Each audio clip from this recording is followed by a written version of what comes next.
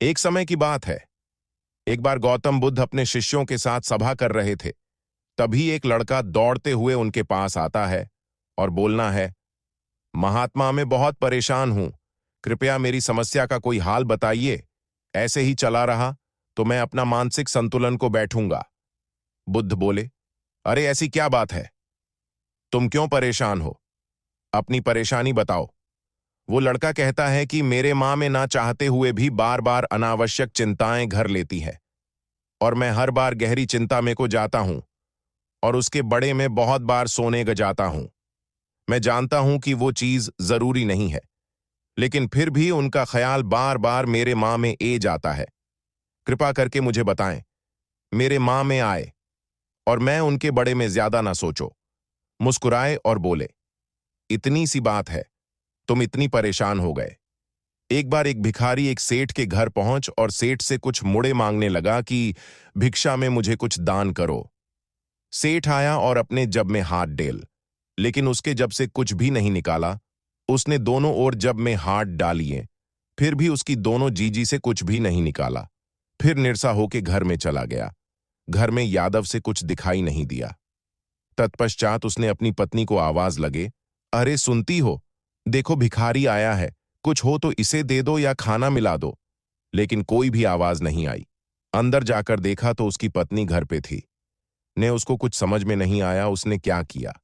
बगल में थाली पड़ी थी, वो थाली को उठाया और उसे भिखारी को दे दिया। खुशी खुशी चला गया तो उसने पत्नी से बोला, तुम कहाँ गई थी? भिखारी आया था, मुझे कुछ दान देना था, लेकिन मेरे पास कुछ था ही नहीं। तो पत्नी ने पूछा, फिर तुमने धन में क्या दिया? उसने बोला कि यहां पे एक थाली राखी हुई थी, मुझे कोई और वास्तु नहीं मिली, इसीलिए मैंने वो थाली उठा के उसे भिखारी को धन में दी थी।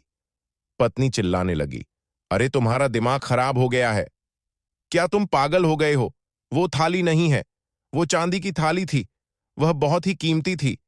तुमने वो थाली उठा के भिखारी को दे दी। दौड़ के जो और उसे मांग के वापस लेकर आओ। तुमने क्या कर दिया? वह सेठ घर से बाहर निकाल जाता है उसे भिखारी को ढूंढने के लिए कि भिखारी कहां गया, काफी दूर जान पर आखिर वो भिखारी दिखाई देता है। उसे दूर से आवाज लगता है, अरे भाई, मेरे भाई, रुको रुको, क्या हुआ सेठ जी? आप इतनी परेशान क्यों कर रहे हो? उसे बताता है, दरअसल जो थाली मैंने तुम्हें थी, मैं तुम्हें यह बताना आया हूं कि थाली बहुत कीमती है। इसे कहानी कम रेट में बीच मत देना, या हो सके तो उसे बेचना भी मत। लोग जान जान में तुमसे गलती हो जाएगी और तुम्हारा बड़ा नुकसान हो जाएगा। वो बोलना है, ठीक है मलिक, मैं समझ गया।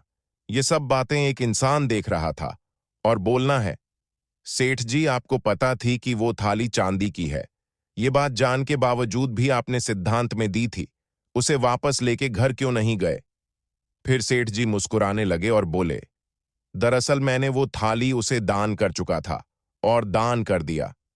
मतलब इस पे मेरा कोई हक नहीं, और जब मेरा कोई हक नहीं तो मैं भला परेशान क्यों हूं? तो उसे व्यक्ति ने पूछा, अगर ऐसी बात थी तो फिर आपको दौड़ की इसी वापस बता नहीं क्या जरूर है? आप घर पर भी रहते तो कोई दिक्कत नहीं होती। सेठ जी ने फिर जवाब दिया, दरअसल मैं चाहता था कि चलो मेरे नुकसान हो तो हुआ, लेकिन आगे उसे गरीब भिखारी का नुकसान ना हो, क्योंकि अगर इस बात पता नहीं होती तो उसे कम दम में कहानी भी सकता था।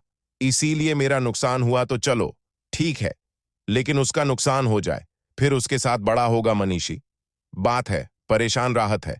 माँ को नुकसान बता दो, माँ को कोई गलती बता दो, नुकसान बता दो, और बार बार इसके बड़े में सोचता है। इसलिए मैंने भिखारी को बात बता दी। फिर गौतम बुद्ध ने बोला, समझे माँ, ऐसे ही माँ, बस अनावश्यक चीजों से परेशान राहत है। तुम बहुत ज्यादा सिर्फ उन बटन को ही सोचते हो। जी, बटन का तुम कोई हाल नहीं निकाल सकते। बहुत ज्यादा सोने से समस्याओं का हाल ही मिलता। तुम बस उन्हें सोचकर चिंतित रहते हो। इसीलिए अनावश्यक चीजों का बोझ हटाना हो तो माँ को यकीन ही देना सीखो कि दरअसल कुछ नहीं हुआ है। जब माँ चिंता में हो जाता है तब तुम सही गलत सच झूठ की तुम्हें समझ नहीं होती, फिर तुम गलत फैसला लेते हो। इसीलिए अनावश्यक चिंता करना छोड़ देना चाहिए, तुम्हारे लिए लाभदायक नहीं होता। बाकी कहानी कैसी लगी आप हमें कमेंट बॉक्स जरूर बताएं कि किसी भी तरह का सवाल है तो आप हमें कमेंट बॉक्स में पूछ सकते हैं। तब तक मिलते हैं हम आपसे एक और कहानी के साथ अगले दिन। धन्यवाद।